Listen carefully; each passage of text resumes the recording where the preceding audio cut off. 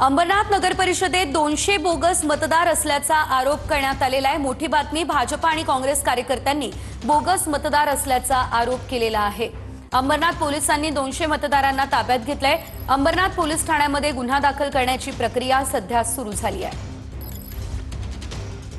तर पोलिसांनी बोगस मतदारांना ताब्यात सुद्धा घेतलेला आहे। आपण पाहू शकतो या दृश्यांच्या माध्यमातून तब्बल 200 बोगस मतदार असल्याचा आरोप भाजपनं केलेला आहे।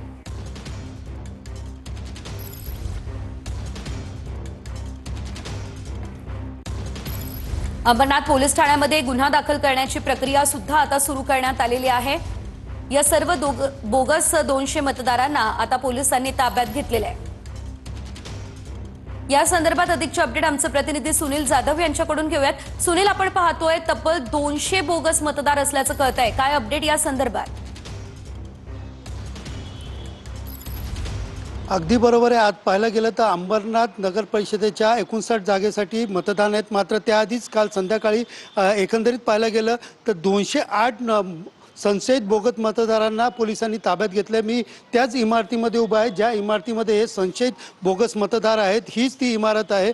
या इमारतीमध्ये अंबरनाथ पोलिसांनी सर्वच संशयित बोगस मतदार जे आहेत ते या ठिकाणी ठेवलेले आहेत। एकंदरीत पाहायला गेलं तर भिवंडीवरून सगळे मतदार जे आहेत ते त्या ठिकाणी आल्याचं सांगितलं जात होतं आणि एकंदरीत अंबरनाथच्या कोसगाव परिसरातील एक सभागृहामध्ये हे सगळे मतदार जे होते ते संशयित मतदार त्या ठिकाणी आलेले पाहायला मिळाले आणि त्यानंतर भाजप आणि काँग्रेस या पक्षाच्या पदाधिकाऱ्यांनी त्या ठिकाणी मोठा गोंधळ घातला व सर्वच संशयित बोगस मतदारांना पोलिसांच्या ताब्यात दिलं, भरारी पथकांच्या ताब्यात दिलं। सध्या पाहिलं तर अंबरनाथ पोलीस स्टेशनच्या परिसरात असलेल्या या इमारतीमध्ये या सर्वच 208 जे संशयित बोगस मतदार आहेत यांना या ठिकाणी ठेवण्यात आलेले। सध्या पोलिसांकडनं यांची आधार कार्ड असतील, पॅन कार्ड असेल, या सर्वांची तपासणी सुरू केली आहे आणि या तपासणीनंतर अगदीच धन्यवाद दिलेल्या सर्व सविस्तर माहितीसाठी।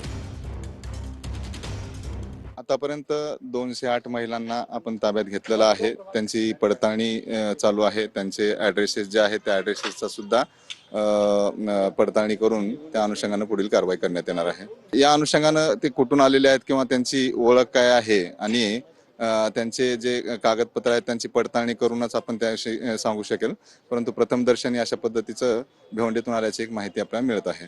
त्यांच्याकडे अद्यापर्यंत कोणतेही कागदपत्र प्राप्त झालेले नाही आहेत, परंतु त्यांची कागदपत्र आपण त्यांच्या कुटुंबियाकडनं मागून त्यांची